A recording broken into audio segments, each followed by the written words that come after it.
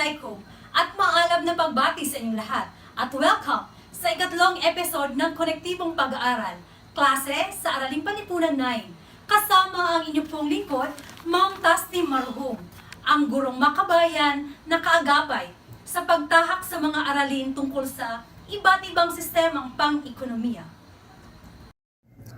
Ang ating aralin ay akma sa MELC ng Kagawaran ng Edukasyon, ang nasusuri ang iba't ibang sistemang pang-ekonomiya.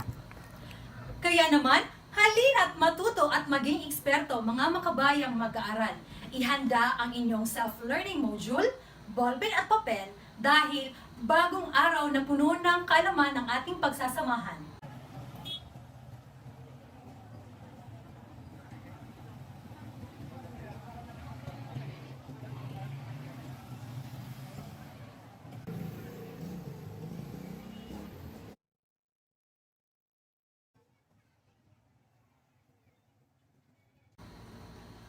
Noong nakaraang episode ay natutunan natin ang kawili-wiling aralin tungkol sa kahalagahan ng economics.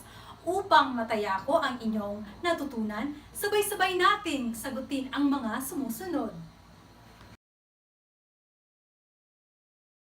Panuto. Tukuyin kung ang pahayag ay tumutukoy sa kahalagahan ng economics bilang mag-aral, bilang bahagi ng pamilya at bilang bahagi ng lipunan. Isulat lamang sa inyong sagutang papel ang salitang o letrang BM kung bilang mag-aaral, BBP bilang bahagi ng pamilya at BBL bilang bahagi ng lipunan. Magsimula na tayo. Number 1. Mas lubos na naunawaan ang mga isyu at suliranin na kinakaharap ng ating bansa. Kung BBL ang inyong napiling sagot, mahusay. Number 2.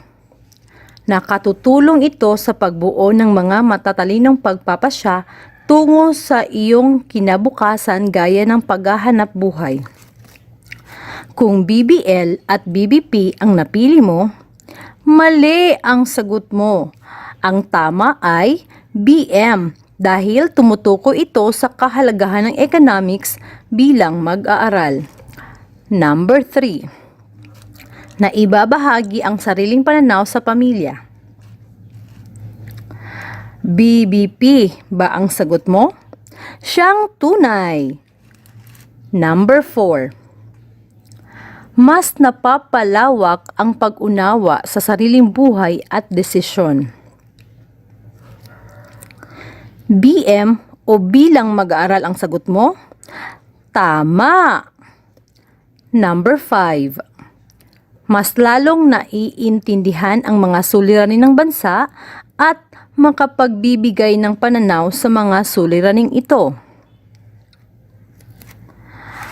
Ang tamang sagot ay BBL. Bilang bahagi ka ng lipunan. Aba, kung nasagutan ninyo ang lahat ng mga bilang ng tama, binabati ko kayo. Talaga namang may natutunan kayo sa nakaraang aralin. Ngayon naman, susubukin ko ang inyong nakatagong kaalaman tungkol sa iba't ibang sistemang pang-ekonomiya. Isulat ang inyong sagot sa sagutang papel. Panuto. Piliin ang titik ng tamang sagot. Unang bilang. Ito ay sistemang pang-ekonomiya na nakabatay sa kagustuhan ng mga mamimili ang paggawa ng mga produkto at serbisyo. A. Command economy. B. Mixed economy. C. Market economy. D. Traditional economy. Number 2. Ano ang tawag sa paraan ng pagsasaayos ng iba't ibang unit pang-ekonomiya upang makatugon sa suliraning pangkabuhayan ng isang lipunan? A. Alokasyon. B. Sistemang pang-ekonomiya. C. Distribusyon. D. Produksyon. Pangatlo, sa ilalim ng mixed economy, kaninong desisyon nakasalalay kung anong produkto at serbisyo ang lilikhain? A. Pamahalaan. B. Consumer. C. Producer. D. Pamilihan. Pang-apat, Sa loob ng pamilihan, kailangan ng instrumento sa pagtatakda kung gaano karami ang bibilhin ng mga mamimili at gaano karami ang malilikhang mga produkto at serbisyo ng mga producer. Alin sa mga sumusunod ang nagsisilbing instrumento ng consumer at producer? A. Presyo. B. Produkto. C. Pamilihan. At D. Pagpapalitan. Panghuli. Bawat sistemang pang-ekonomiya ay may ginagawang pagpapasya sa produksyon. Paano natutukoy ng pamahalaan ang inaasahang produkto o produksyon sa command economy? A. Sa pamamagitan ng pagkakaroon ng tiyak ng plano. B. Sa pamamagitan ng tamang pagtatakda ng presyo sa pamilihan. C. Sa pamamagitan ng pagkakaroon ng desentralisadong desisyon o plano. Ang mga tamang kasagutan ay malalaman natin sa gagawin nating talakayan. Makinig, manood, at matuto dahil sisimulan natin ang isang konektibong talakayan. Handa ka na ba?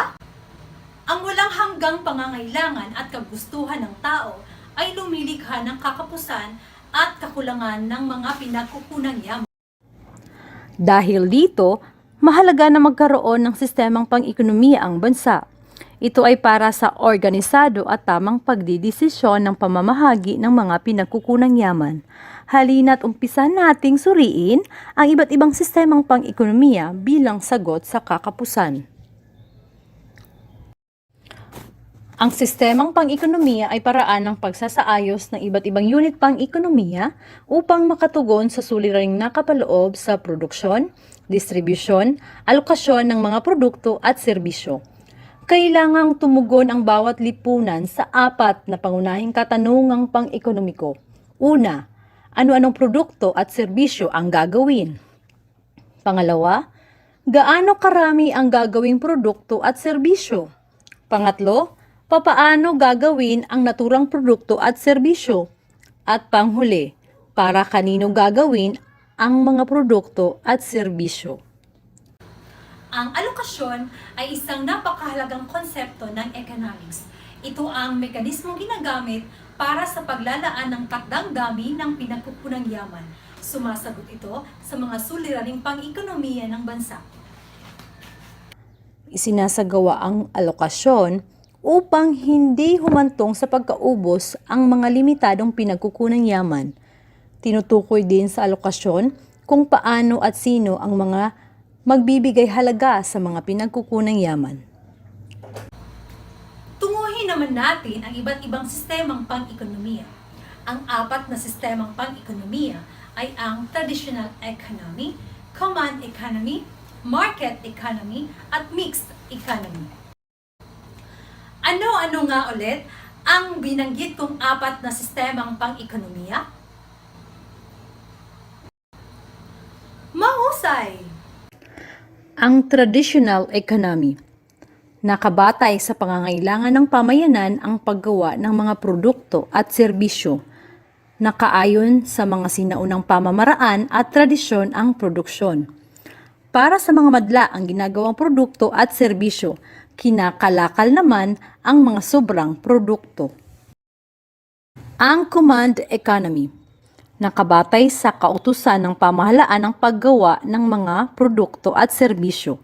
Ang pamahalaan ang magdedesisyon kung paano gagawin ang mga produkto at serbisyo na nakaayon sa pangunahing pangangailangan ng mga tao. Ang nagmamay-ari ng yaman ay ang pamahalaan. Para sa lahat at sa kaunlaran ng Estado ang ginagawang produkto at serbisyo. Ang market economy. Nakabatay sa kagustuhan ng mga mamimili ang paggawa ng mga produkto at serbisyo. Mga pribadong tao o pribadong kumpanya ang kumukontrol ng produksyon at nasa kamay nila ang paggawa ng mga produkto. Tinatawag na free enterprise dahil malaya ang lahat na pumasok o lumabas sa negosyong nais niya. Para sa mga mamimili ang mga produkto at serbisyo, presyo ng mamimili at nagbibili ang umiiral sa pamilihan. Ang mixed economy.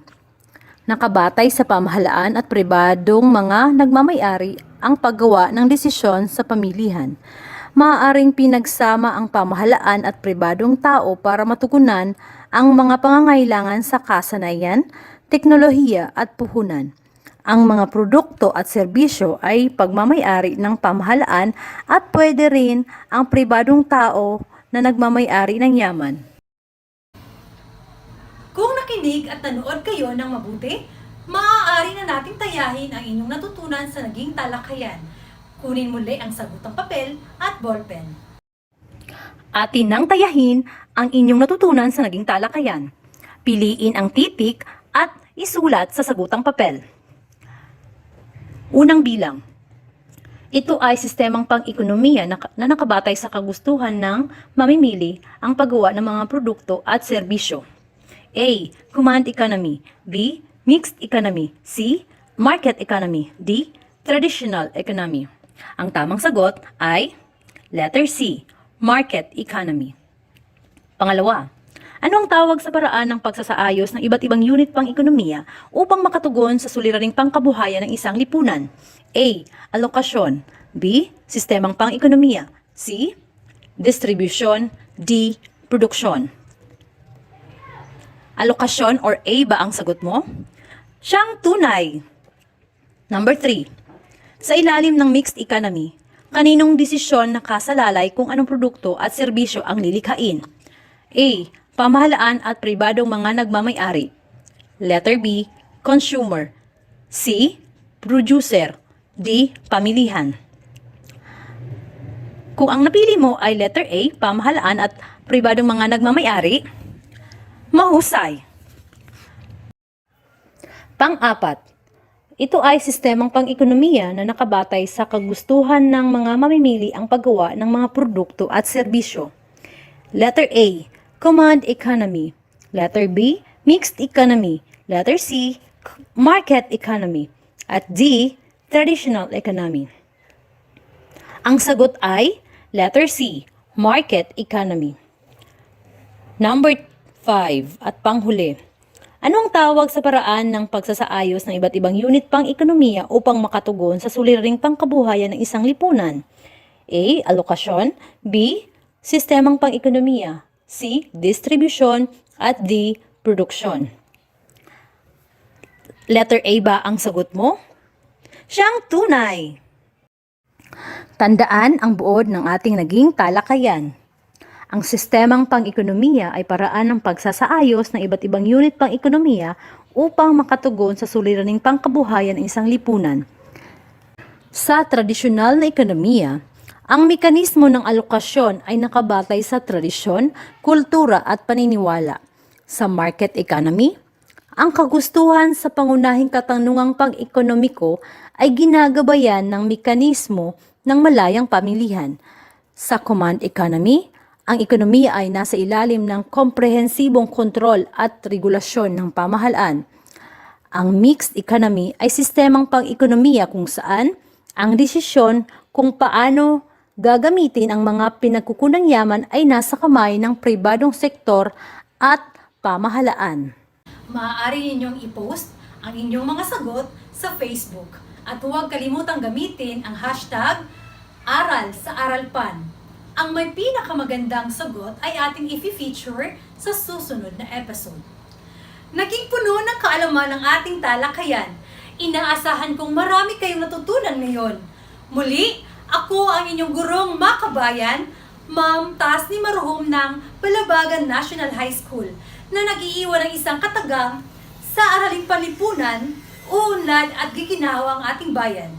Hanggang sa muli, kita-kits sa susunod na episode ng Siyap Ko Kapanghalad ng Bangsamoro Autonomous Region in Muslim Mindanao. Paalam!